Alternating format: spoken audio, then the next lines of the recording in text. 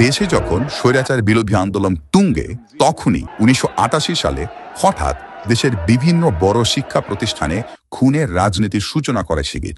Rajshahi medical college শাখা ছাত্র মৈত্রীর সভাপতি জামিল আক্তার রতনকে 1988 সালের 21 মে 4 হাত পায়ের রক কেটে হত্যা করে শিবিরের ক্যাডাররা।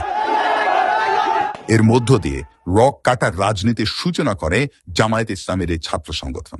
অন্যরকম এক বার্তা চলে যায় দেশের মানুষের কাছে, কারণ রক কেটে হত্যা বা পঙ্গু করে দেওয়ার মতো বর্বরতা এর আগে দেখেনি দেশের মানুষ। 88-র 24 সেপ্টেম্বর সিলেটে শিবিরের হামলায় প্রাণ হারান প্রগতিশীল ছাত্র আন্দোলনের 3 কর্মী তপন, মুনিদ ও জুয়েল। এই হত্যাযজ্ঞের মাধ্যমে স্বাধীনতার পর সিলেটে নিজের শক্ত অবস্থান গড়ে নেয় শিবির। শিবিরের এই কার্যক্রম এখনো চলছে। 1 জানুয়ারি 2025 বরগুনার পাথরঘাটায় যুবদল নেতাকে রক কেটে হত্যা করে শিবির কর্মীরা।